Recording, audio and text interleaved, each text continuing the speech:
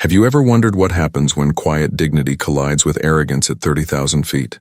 This story begins high above the city of Denver, where a routine business flight would soon transform into a lesson the entire world would remember. In seat 2A of first class sat Michael Carter, a 43-year-old executive dressed in a tailored Navy suit. His posture was calm, his focus steady on the quarterly reports displayed on his sleek tablet. Beside him rested a neatly folded copy of the Financial Times and a steaming cup of black coffee. To the casual observer, he was simply another frequent flyer making use of the short flight for work. But the peace of the cabin was about to break. A flight attendant with blonde hair tightly pulled into a bun approached, holding a clipboard against her uniform. Her smile looked polite, yet carried the stiffness of someone rehearsed in customer service rather than genuine warmth. "Sir, I need you to gather your belongings," she said in a practiced tone. "This seat has been reserved for one of our priority passengers." Michael lifted his eyes slowly, calm but firm, placing his tablet carefully on the tray. His boarding pass sat tucked into the seat pocket, clearly marked, First Class, Seat 2A. Purchased 3 weeks earlier, upgraded through his elite status. Around him, passengers began to notice the exchange. Whispers spread in the cabin. A woman seated in 3C tilted her phone, starting a live stream. Drama in first class. Her viewers read as the counter ticked upward. The attendant's smile faltered when Michael didn't immediately move. She lowered her voice, though her words were sharp enough to carry. "Please, sir, don't make this more difficult than necessary. The passenger who needs this seat is very important." Michael leaned back slightly, his expression unreadable. He had lived through many moments where his presence was questioned, where his right to belong was doubted. But here, in a seat he had purchased fairly, the sting carried a familiar edge. The cabin shifted with energy. Passengers craned their necks, some murmuring that it didn't look right, others raising their phones higher. A young man whispered to his companion, "Is this really happening? They're asking him to leave?" The live stream chat began to fill. "Why are they targeting him? Doesn't he have a boarding pass? This feels wrong." Michael finally spoke, his voice measured but resolute. "I booked this seat weeks ago through your premium system. My boarding pass confirms that. Why am I being asked to move?" The attendant stiffened, glancing toward the galley where her supervisor worked. Her fingers pressed tighter on the clipboard. She repeated her request, insisting that another passenger required the seat for medical reasons. But Michael did not raise his voice. He did not argue or insult. Instead, he asked one simple question that rippled through the cabin like a stone cast into still water. "May I see the documentation proving this medical requirement?" That question changed everything. Phones lifted higher. The live stream comment section surged. "They can't show it. This is discrimination. Stand your ground." The attendant faltered, unable to respond. She shifted on her feet as if the truth weighed heavily on her uniform. Her supervisor was called forward, a tall man with a clipped tone and a reputation for dismissing complaints. He introduced himself briskly and leaned toward Michael. "Sir, we need you to comply. Our valued passenger has flown with us for 15 years. He deserves recognition. Please move." Recognition, loyalty, entitlement, words that weighed heavily in the air. Michael sat still, his hands folded over his boarding pass. The dignity in his voice did not waver. "Then I require your full names and employee identification numbers. I will be recording this incident." The first hook had snapped tight. The crew hadn't realized yet, but the man they tried to push aside was far more than just another passenger. The supervisor's jaw clenched as Michael wrote down his name and employee number on the back of his boarding pass with a black Montblanc pen. The act was simple, almost casual, yet it shifted the entire balance of power in the cabin. Passengers whispered more urgently now. Phones were everywhere. From 3C, the woman live streaming adjusted her angle to capture both Michael and the crew. Her viewership had already jumped past 1,000. Comments poured in so fast she couldn't keep up. "Is this real? They're pushing a man out of his rightful seat. This is racism. Tag the news outlets." The captain's voice broke through the intercom, announcing descent into Los Angeles in 10 minutes. His calm words did little to cool the tension. By now, the entire first-class cabin knew something unprecedented was happening. Then came the man at the center of it all, the so-called priority passenger. Richard Hale, silver-haired, expensive blazer, and the kind of walk that made it clear he never heard the word no. His assistant trailed close behind, typing furiously on a tablet as if the world revolved around Hale's schedule.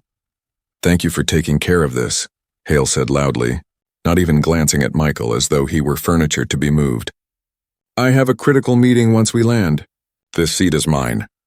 The disdain in his tone didn't go unnoticed. Phones tilted to capture his arrogance, the sneer in his expression. Comments on the livestream surged.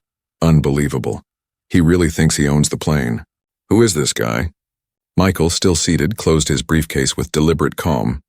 He stood slowly, straightened his tie, and looked Hale in the eye. "I will move to economy," he said, his voice calm but edged with something the crew couldn't recognize. "But first, may I have your business cards? All of you."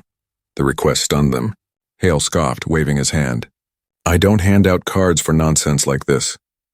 The crew hesitated, then, uneasy under the eyes of recording passengers, handed over their employee cards. Michael slid them neatly into his wallet as if filing evidence. The live stream exploded. "This man is documenting everything. He's too calm. Something big is coming." He gathered his belongings with meticulous care: briefcase, tablet, folded newspaper. Each movement seemed to echo in the silence of the cabin. As he stepped into the aisle, he paused, turned back, and spoke loud enough for everyone to hear. "Thank you for this lesson. I will make sure it is remembered." He walked toward the back, leaving behind a first-class cabin now buzzing with whispers and a live stream that had jumped to nearly 4,000 viewers. In economy, heads turned as Michael took seat 17B between a college student with headphones and a weary businessman. Even here, passengers leaned across aisles to whisper, "That's him, the man they kicked out." "Did you see it?" The college student glanced at Michael's laptop as it opened. The screen revealed not Netflix or emails, but the internal employee portal of the airline itself. Policy documents, disciplinary codes, anti-discrimination rules highlighted on screen. The student's jaw dropped. "Are you, working for the airline?" he asked. Michael gave only a polite smile. "Something like that." At the front of the plane, Hale spread his documents across the stolen seat, barking into his phone about a merger deal. "Make sure Henderson Group knows the Pacific routes are ours. The deal closes tomorrow." But the livestream audience wasn't listening to Hale. They were watching Michael in economy. Watching him type. Watching him remain calm when most would have shouted. And as the hashtag Flight 447 racism began trending nationally, a storm far larger than the plane was already forming. The wheels of the aircraft touched down in Los Angeles with a soft bump. Applause rippled half-heartedly through the cabin, but most passengers weren't clapping. They were filming. They were waiting. Something told them the story wasn't over. Michael, however, knew it was only beginning. The jet bridge filled with the shuffle of passengers rushing to exit, but the air was different. It carried tension, curiosity, and the glow of phone screens still recording. Many weren't just leaving a flight. They were leaving with a story. Michael Carter did not hurry. He remained seated until most of first class had emptied. The arrogant Richard Hale strode out ahead with his assistant, waving dismissively at the crew as if they were servants. The attendants smiled weakly, not realizing the weight of the disaster about to crash down on them. When Michael finally rose, passengers near him waited. Some nodded silently, others whispered words of support. He gave a slight nod back but said nothing. Justice, he knew, required patience. As he stepped into the jet bridge, he found a crowd forming at the gate. Phones were raised high. The woman from 3C, her name was Anna Lee, was still live streaming. Her audience had surged past 20,000, and the comments scrolling across her screen were relentless. Who is he? Why did they target him? This man deserves justice. Keep recording. Michael walked steadily toward the counter where a gate agent looked up in confusion. Sir, can I help you? She asked, her voice faltering when he slid a pristine white card across the desk. The agent's eyes widened. The gold-embossed letters read, Michael Carter, Chief Executive Officer, Carter Holdings. Murmurs rippled through the gathered crowd. Anna's viewers went wild. He's a CEO. He's not just some random passenger. This is bigger than we thought. Michael spoke with a calm that carried authority. I need to speak with your station manager immediately. There has been a serious personnel matter on this flight. The gate agent nearly dropped her headset as she dialed the extension. Over the speakers, an announcement rang through the terminal. Station Manager Alvarez to Gate 12, priority. Within minutes, a tall man in a crisp suit hurried forward. Carlos Alvarez, veteran of 20 years with the airline, was used to baggage issues and boarding conflicts. He was not prepared for what he saw. An executive with corporate bearing surrounded by dozens of passengers recording every word. "Mr. Carter," Alvarez said, recognizing the name on the card. His face drained of color. "Sir." "We weren't expecting you." Michael's reply was simple. "That's clear. Now let's address the conduct of your crew." Anna adjusted her phone, making sure the audio caught every syllable. Her viewers were exploding with comments. "He owns something big. The crew has no idea. This is about to blow wide open." At that very moment, Jessica, the blonde attendant from the flight, and her supervisor Brad stepped into the terminal. They wheeled their crew bags casually, still thinking about their next assignment. Their smiles froze when they saw the crowd, the phones, and Michael standing beside their station manager with his CEO card on display. Jessica whispered, "That's the passenger from 2A. Why is he still here?" Brad narrowed his eyes. He recognized Alvarez's unease, the corporate documents spread across the counter, the flashing phones. His gut twisted. Something was very wrong. Michael turned, locking eyes with both attendants. His voice carried across the terminal without needing volume. "Your actions today violated not only human dignity, but the very policies your company claims to uphold." The crowd hushed. Phones tilted forward. The livestream chat screamed. "They're done. He's about to end them." Alvarez swallowed hard. "Mr. Carter, perhaps we should move this to my office in private." Michael shook his head. "No. This conversation will happen here in front of the same witnesses who saw your employees humiliate me." The truth deserves the light. The hook was now fully set. The crew who thought they had silenced a passenger were about to discover they had silenced their own employer. And the world was watching. Carlos Alvarez, the station manager, could feel sweat gathering under his collar as the crowd thickened around Gate 12. Passengers were no longer just curious. They were witnesses to something historic. Phones hovered in every direction, screens capturing each breath of the confrontation. Michael Carter remained composed, his leather briefcase resting neatly at his side. He opened it with deliberate care and withdrew a folder embossed with the insignia of Carter Holdings. When he spread the papers across the counter, silence fell. The documents bore signatures, seals, and legal language that confirmed what few dared to believe. "I am the majority shareholder of this airline," Michael announced, his voice steady and unshakable. "I own the company that employs these individuals, and I was treated as though I did not belong in the very cabin I helped build." The words were a hammer blow. Gasps rippled through the crowd. Annalee's livestream viewer count leapt past 30,000, the comments a torrent of disbelief. "He owns the airline. This is unbelievable." They kicked out their boss. Jessica and Brad froze. Their luggage handles trembled in their hands. Brad muttered under his breath, No, this can't be real." Jessica's face turned pale, her clipboard slipping slightly from her grasp. Michael's gaze cut into them like steel. "You judged me unworthy of the seat I paid for. Not because of rules, not because of policy. You judged me because of my appearance." Alvarez could hardly breathe. He'd been trained to handle angry customers, not corporate revolutions. "Mr. Carter," he stammered, "please let's take this to a conference room. The press is already circling the terminal." Michael gave a slight nod. "Very well. But understand, privacy will not erase accountability." He gestured toward Anna. "Keep recording." The crowd followed in stunned silence as Michael was escorted to a glass-walled conference room overlooking the bustling terminal. Inside, he sat at the head of a long table of polished oak.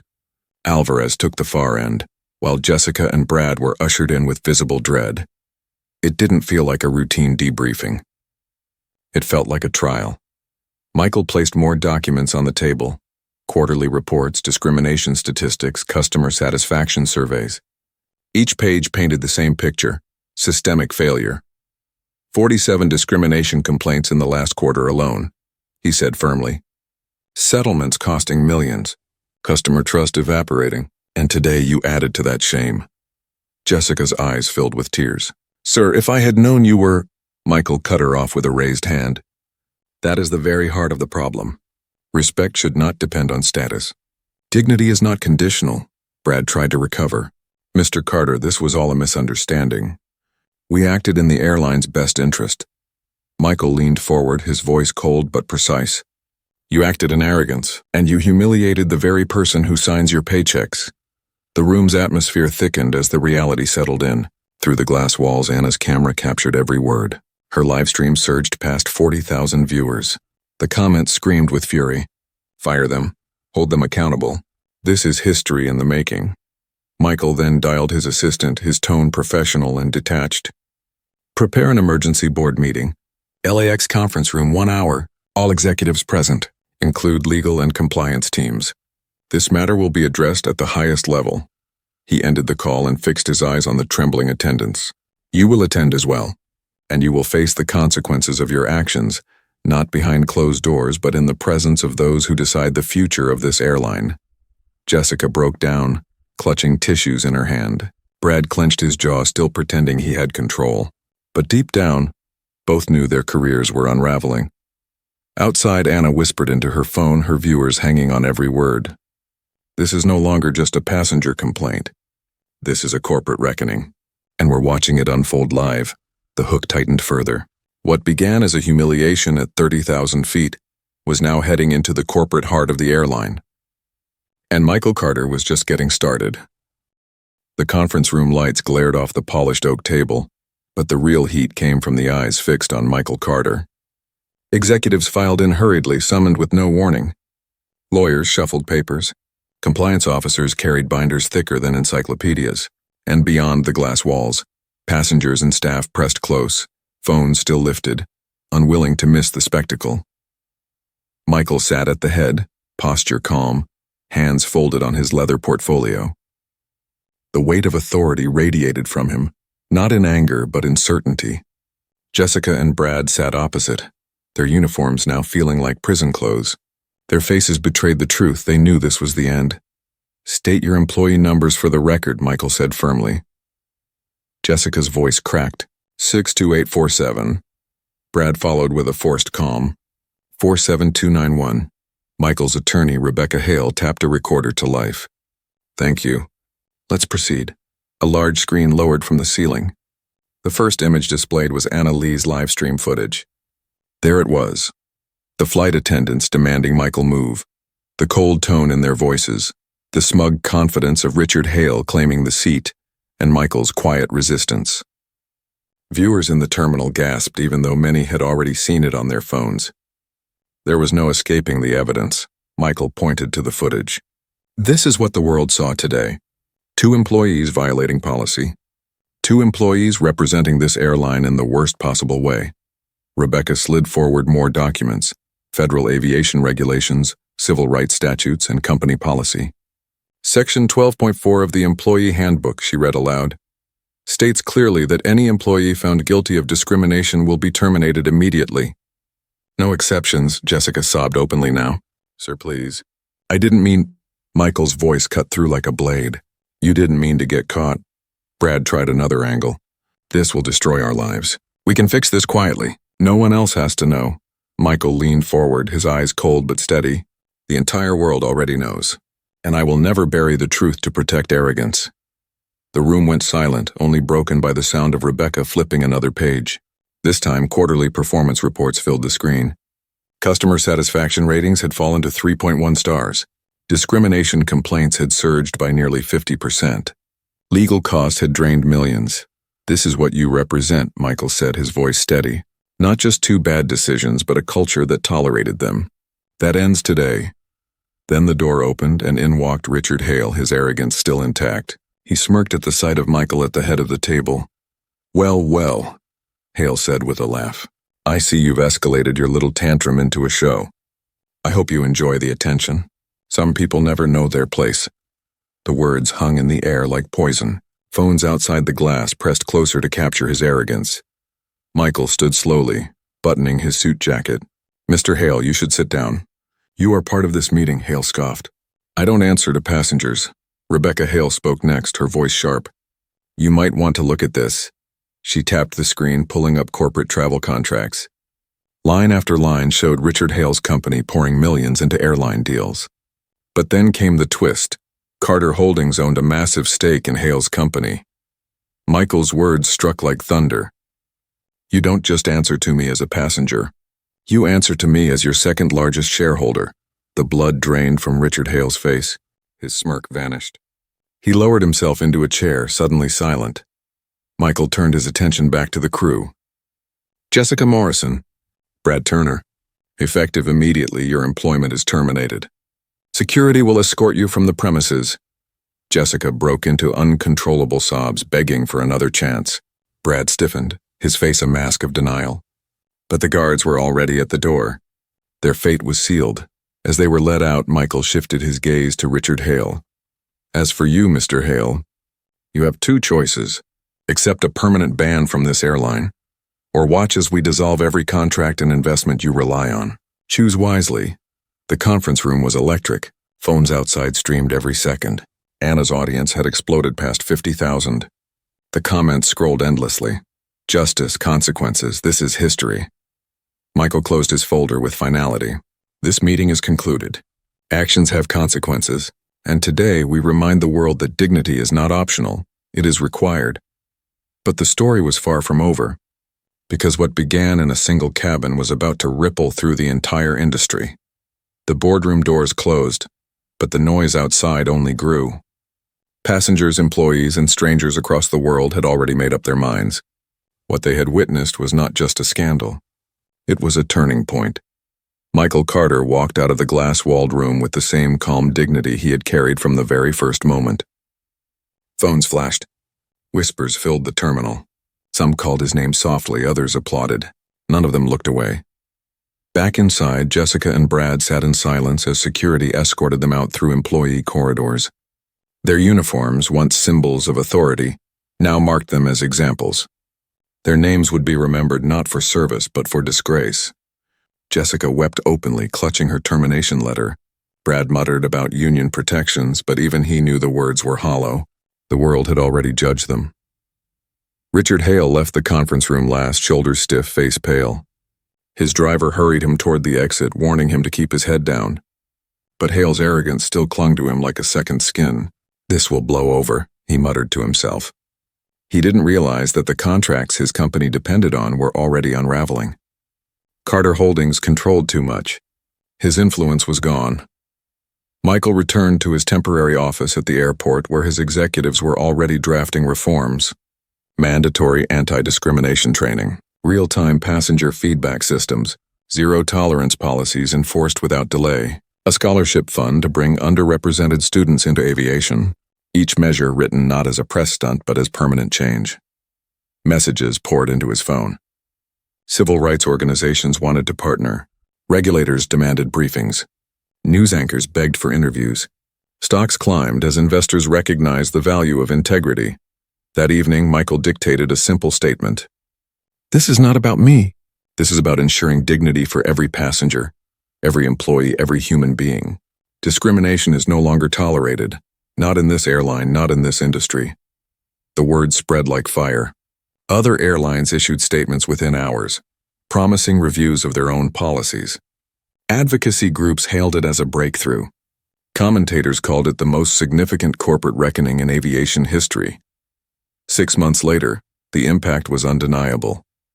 Customer satisfaction scores soared. Complaints dropped dramatically. Lawsuits evaporated. The scholarship fund sent dozens of students into training programs they once only dreamed of. And Michael Carter stood before a hall of graduate students at a business school, telling the story not with bitterness but with purpose. He showed them the numbers. He showed them the reforms. He showed them how one act of dignity under pressure had sparked systemic change. He ended with a simple truth. Leadership is not measured by profit margins alone. It is measured by whether you leave people with their dignity intact. That flight could have ended as just another ugly story of prejudice. Instead, it became proof that change is possible when you refuse to bow to humiliation. The room erupted in applause. Students scribbled notes, not wanting to miss a single word. For them, this was more than a lecture. It was a blueprint. The story that began with a humiliating demand at 30,000 feet had ended with transformation. Not revenge, but reform. Not silence, but accountability. Michael Carter carried his leather briefcase out of the hall just as he had carried it off that flight. The case was no longer just a symbol of corporate power. Inside it now rested a different kind of authority. The authority to change systems, to build trust, and to remind the world that dignity is not given. It is owed, and somewhere in airports across the country, flight attendants read the new handbook policies. Passengers shared their own stories, and the memory of that one flight continued to ripple outward. Justice had been served. Not with anger, not with spectacle, but with a quiet strength that outlasted humiliation. Because sometimes the calmest voice in the room speaks with the most power.